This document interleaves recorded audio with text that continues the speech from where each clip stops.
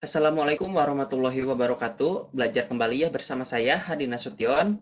Masih di bagian control flow. Sekarang kita akan belajar perulangan. Kalau di materi sebelumnya kan kita udah latihan dan belajar pengkondisian.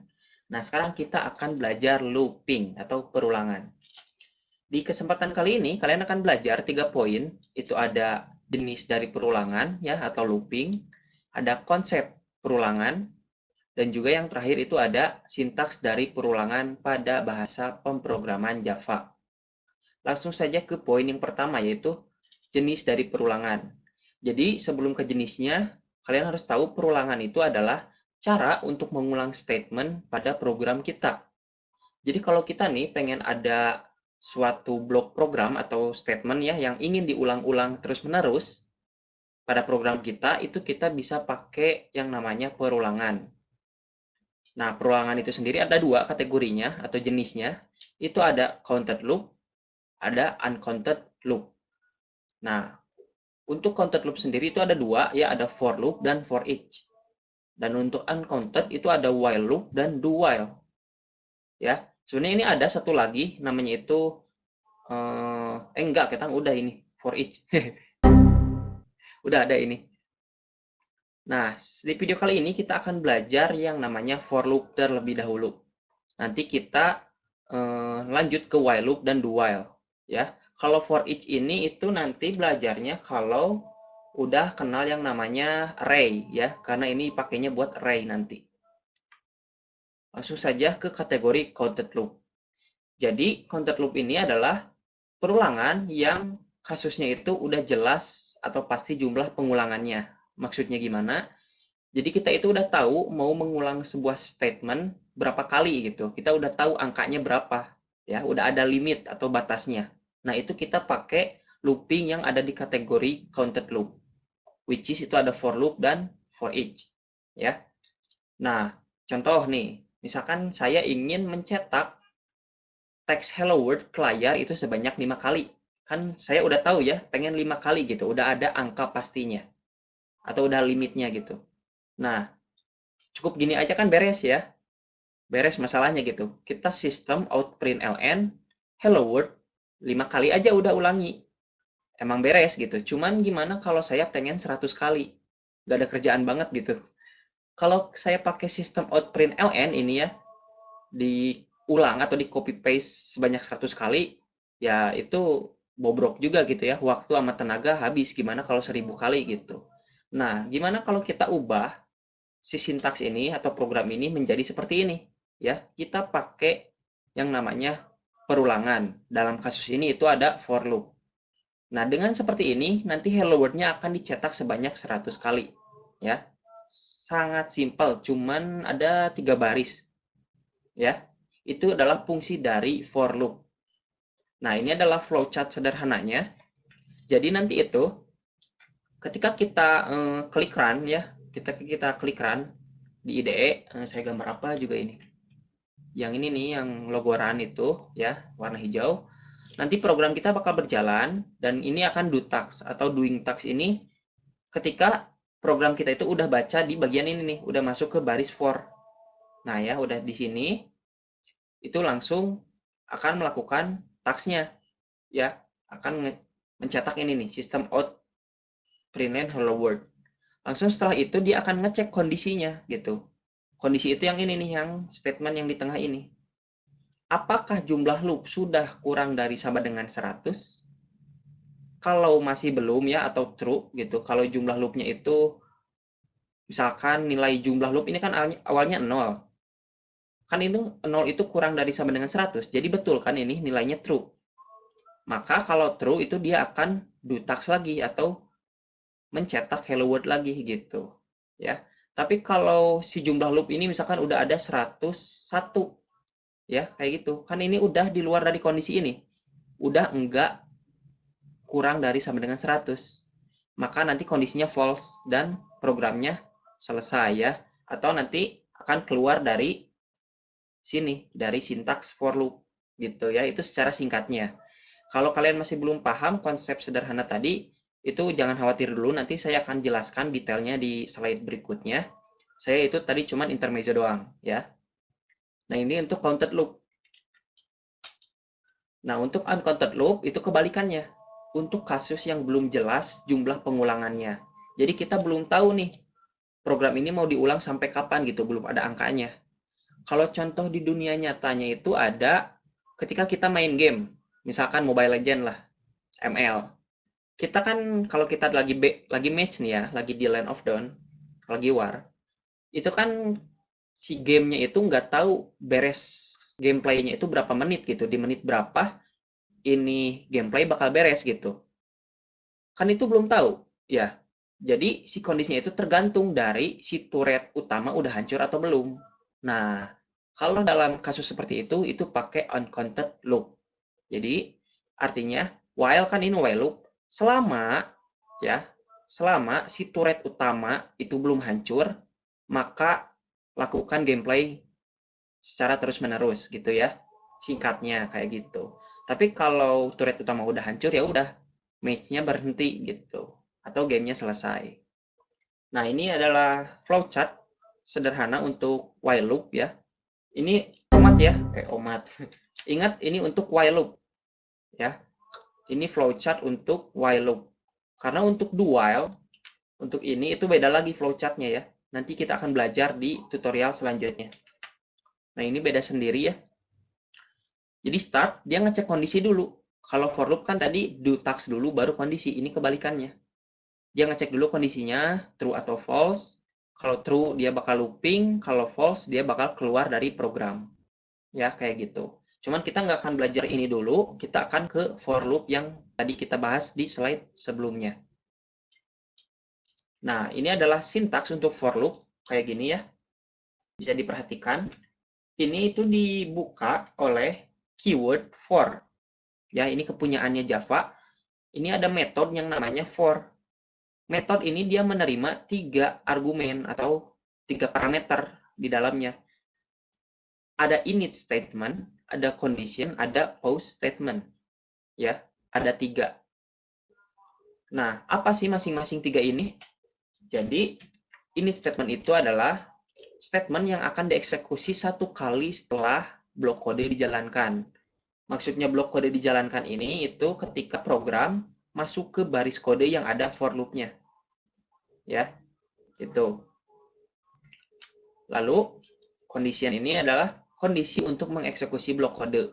Yang sudah saya singgung di slide sebelumnya itu kan ada kondisi ya di flowchart-nya. Jadi dia akan ngecek kondisinya udah terpenuhi atau belum. Looping itu ya, intinya looping itu, dia bakal terus melakukan looping selama kondisinya belum terpenuhi. Kalau di kondisi ini itu udah terpenuhi atau udah nilainya false, itu akan keluar dari looping. Artinya loopingnya berhenti. Ya, itu intinya dari looping. Untuk post statement ini adalah dieksekusi setiap blok kode selesai dijalankan. Ya, gimana? Biar lebih paham langsung saja kita praktekkan. Nah, di sini saya sudah di Eclipse ya. Saya juga sarankan kalian udah bikin kelas sama package. Di sini kelasnya itu namanya for loop. Nah, di sini saya akan menerangkan for loop. Basic for loop. Tadi sintaksnya gimana? For ya. Kita panggil metode for. Kayak gini. Kurung buka, kurung tutup. Nah, seperti biasa ya kayak gini. Lalu, di dalam for ini itu ada 3 argumen yang dipisahkan oleh titik koma. Seperti ini. Ya, gitu. Misalkan nih, saya pengen cetak nama saya sebanyak 10 kali ke layar. Nah, kalau pakai syslog ini kan masa 10 kali gitu ya. Ya udah, saya daripada pakai ini, pakai for loop aja. Misalkan system out println ya, nama saya Hadi Nasution kayak gini 10 kali. Tinggal tambahin aja di blok kondisinya. Itu sama dengan misalkan X-nya itu kurang dari sama dengan 20. Kayak gini ya. Jadi si Hadi Nasution ini bakal dicetak ke layar 20 kali. Ya. Kenapa ya X-nya merah? Karena kita belum bikin variabel X.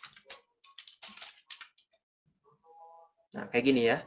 Coba kalian ketik juga kayak gini. save, lalu kita jalankan. Tuh. Ini infinite loop ya. Kenapa infinite loop? Coba saya berhenti dulu. Kenapa tadi loopingnya nggak berhenti-berhenti? Karena di sini kita belum tambah ini nih, post statementnya.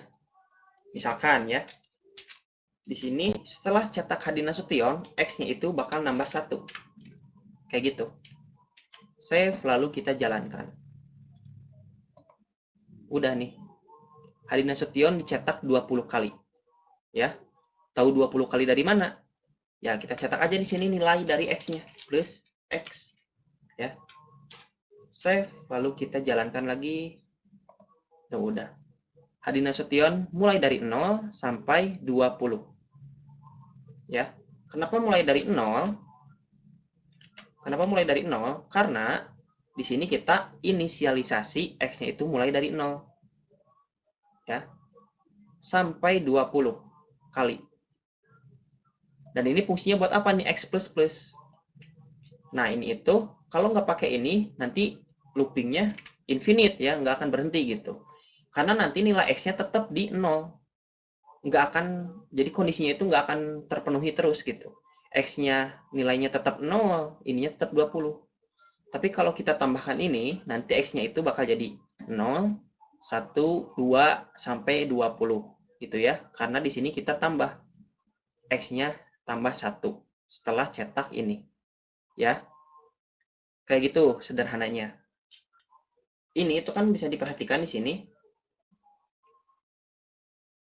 Satu argumen baru terisi, yaitu yang tengah. Tapi post statement sama ini statementnya belum terpenuhi atau belum diisi.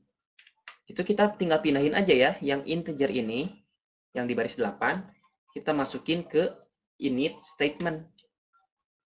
Lalu yang ini, kita tambahin di sini, di post statement yang terakhir.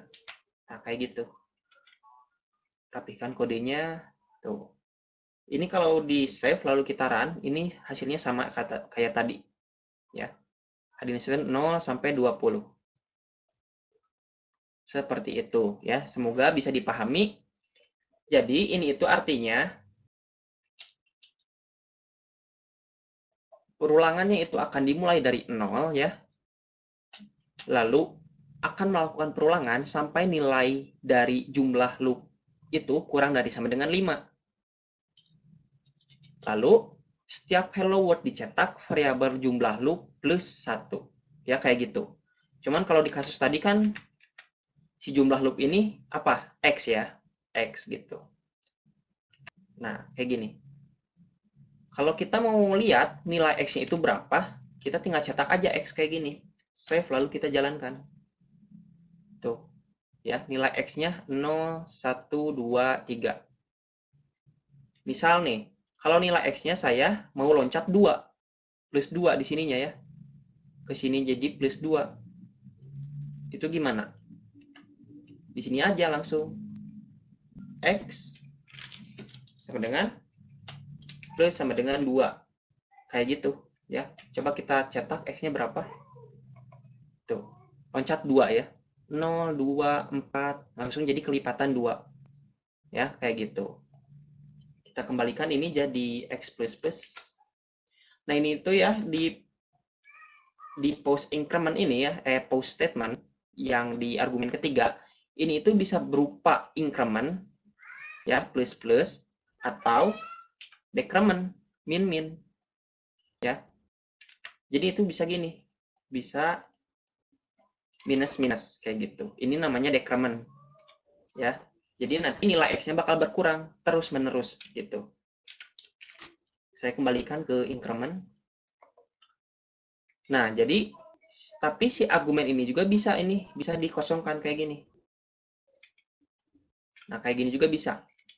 Ini kalau dijalankan, misalkan ininya halo kayak gini ya. Ini kalau dijalankan bakal infinite loop. Tuh. Prosesor kalian bakal panas gitu ya.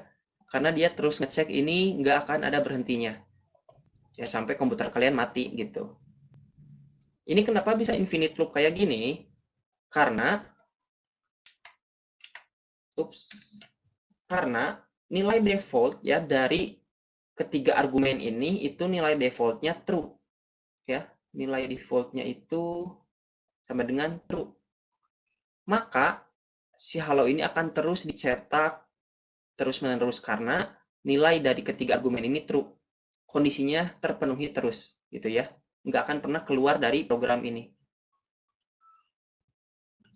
Nah, di sini saya akan coba tracking program for loop ini biar kalian lebih paham alur programnya berjalan kayak gimana gitu. Supaya kalian lebih paham gimana sih si for loop ini berjalan. Nah, misalkan nih, di sini saya klik run ya, otomatis kan si for loop ini jalan. Nah, di sini jumlah loop dimulai dari 0 ya. Jadi di sini kita tulis variabel jumlah loop itu nilainya sama dengan 0 ya di eksekusi pertama. Karena jumlah loop nilainya 0, si kondisi ini kan nilainya true ya. Ini itu true. Karena jumlah loopnya masih kurang dari sama dengan 5. Kan 0 kurang dari sama dengan 5 ya. Nah, maka kalau udah gini si hello world ini akan dicetak. Ya, maka di sini di table tracing-nya kita cetak output-nya itu hello world kayak gini. Ya. Beres tuh satu putaran. Oke. Nah, putaran belum. Nah, udah cetak hello world, si jumlah loop ini plus 1 gitu ya. Plus. Maka di sini variabel yang sama ya. Kayak gitu nilainya 1. Ya. Cek lagi kondisinya. Sekarang kan nilai jumlah loop ini sama dengan 1 ya. Ini itu sama dengan 1. Ya, lihat aja nih di table tracing, di putaran kedua, itu value dari jumlah loop 1. Apakah jumlah loop kurang dari sama dengan 5? Betul ya, true. Gitu. Maka hello world akan kembali dicetak. Ya, akan looping gitu. Masih looping. Kayak gitu. Udah hello world dicetak, ini dijalankan jumlah loop plus. Sekarang value dari jumlah loop itu sama dengan 2 ya. Kayak gitu. Cetak lagi hello world ya. Langsung ini nanti jadi 3, jadi 4 ya. Kayak gitu seterusnya. Sampai si jumlah loop itu kalau nilainya udah 6 ya, kalau udah 6 ini udah di luar kondisi ya, karena 6 itu enggak kurang dari sama dengan 5 ya. Kayak gitu. Nah, ini adalah sekilas aja dari tabel tracing. Kita men-trace programnya, jadi kita tahu value dari variabel jumlah loop berapa. Itu kenapa looping terjadi, ya, kayak gitu. Semoga dapat dipahami, ini adalah basic konsep dari looping. Nanti ke depannya kita akan belajar while loop yang konsepnya sama seperti ini, hanya beda sintaks aja. Oke. Terima kasih, semoga bermanfaat. Sampai bertemu di tutorial selanjutnya.